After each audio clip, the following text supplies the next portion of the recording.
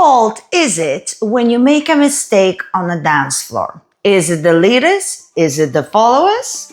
Let's find out.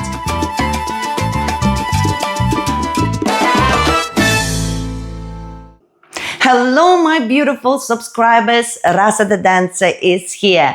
And I've been traveling a lot recently to different countries, teaching bachata and salsa. And I talk to the students all the time. My passion is teaching, and I'm always interested to know what other people are thinking. And a lot of the conversations I've been having is about, oh, how do I know if it's my fault or the leader's fault? Or how do I know if it's my fault or the follower's fault when we are dancing? Like sometimes things happen and it's like, was it me? Was it she? Was it he? Who knows, right? So I've been having those conversations with my students, and I have one main message. And then of course there's nuances to it. So I would like to also share that with you. All right, we have all heard this way too many times, that whether the teachers or in general people saying it is always the leader's fault. And that's because the leader is the one that's deciding what's going to happen most of the time. So that's why we always kind of just say that. But I am sick and tired of it.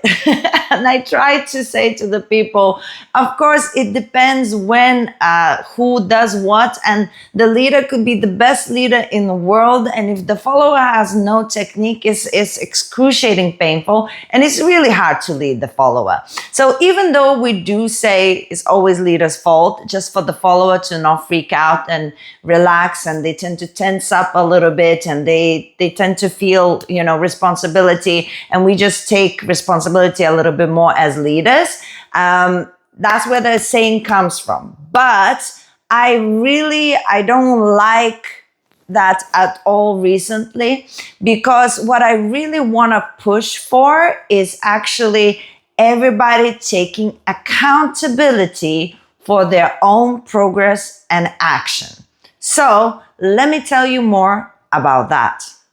So in my classes, a leader is not allowed to tell the follower what to do, and the follower is not allowed a leader to tell what to do, and none of them are allowed to point fingers. If they have a question, they ask me.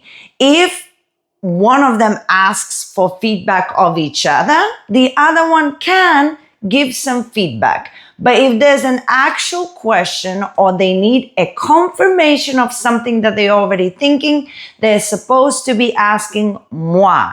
If it's a massive congress and lots of people and you cannot ask me, I understand the giving and receiving feedback if it's consensual. But in general, in smaller group, nice like workshops, you ask me, the teacher. Why is that? Because I swear to God, everybody has a different opinion.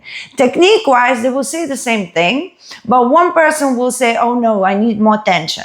The other one will say, oh no, this is, too tense. I need it lighter. The other one will say, it's like, whatever. There's always something, because it's a personal opinion. It is not a tested professional knowledge, okay? Everybody comes with the things that they like. And then there is the universal truth of what actually is good. And then there's extra feelings that you would prefer. So if you put people in the line and you dance with them, like they would give you all different kind of feedback. So that's the first important thing to realize, that you might be right, but you might not be quite right. The other important thing in my workshops that I always say to people, forget the leaders or followers' fault. It is your job to focus on the things that you need to do. Stop pointing fingers at other person as if you don't have anything to work on. When you are a perfect picture, then you can point a finger if you really want to. Okay? But if I can come to you and tell you at least 3 things that you need to work on that is deliberately making everybody else's life difficult because of those 3 things that you haven't fixed, then you shouldn't be talking to the person and saying what the other person should do. Just focus on yourself. Let it be. Finally, I think it's important to understand that I think I am like this in life as well. I like people in general to just take accountability for themselves and the things that happens around them.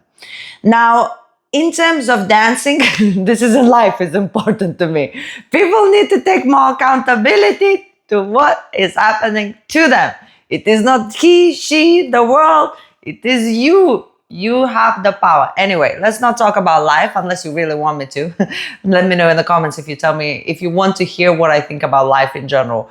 Anywho, in terms of dancing and the accountability, I always say, as a leader, in your mindset, you should think, my job is to do whatever it takes to make my follower happy. And if there is mistakes that she is making, I think, my job is to make the dance so that she wouldn't know that she made those mistakes. That she would come out like, oh, I did really well. That's my job as a leader. If I'm leading and she thinks she's making mistakes, then I am not doing my job. And it's the other way as a follower. It works exactly the same way. If I'm as a follower coming into the dancing and I'm thinking my job is to make sure that he doesn't know how bad he is, then I did my job. Okay? And of course, I'm not talking about rough or, inappropriate or any, I'm talking about normal generic dancing. It's not the extreme scenarios. Those are, you don't need to make anybody's life better. Yes, you don't dance with them. It's different subject. It's not about that, those people. We're talking about normal dancers who just learning and decent dancers, normal, just having a journey to travel, right? So as a follower, my job is also to make sure that my leader doesn't know that he's off time, that my leader doesn't know that I'm barely making through my turns. What can I do to cover all of it up so that after the dance, he leaves and thinks, wow, I can do this. Why is this important? Because first, you actually end up learning and understanding how to lead and follow properly, to adapt to the person you're dancing with and not to demand somebody to adapt to you. And if everybody has that mentality that I'm doing whatever it takes to make that other person happy from both sides, that's the goal. And first, you end up making somebody happy. It's a social dance. People coming to have a good time. It is nice to see other person smiling. You did that. Pat on the back. Number 2, you actually are working on your following and leading skills by adapting to somebody else. You're not only making them happy, you're making yourself better, and you're going to be known for the person who is actually so nice to dance with, right? And number 3 isn't just a good principle to have. So take accountability, make another person happy, mind your own business.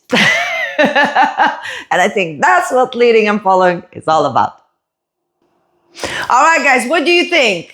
Am I right or am I wrong? We love your comments. When you use the comments, it actually makes me think. There's sometimes that I make a video and then many years later, I make the same video only because I read your comments, and through thinking about it and processing, I actually might shift my opinion. So make sure you leave your comments so other people read them too, and subscribe to this channel, guys. Show me some love. Let's keep on improving. And in the meantime, I'm gonna leave you with more videos about leading and following. Make sure you check them out and keep getting better. Now, I will love you, kissing you, sending you my heart, and I will see you very soon. Bye.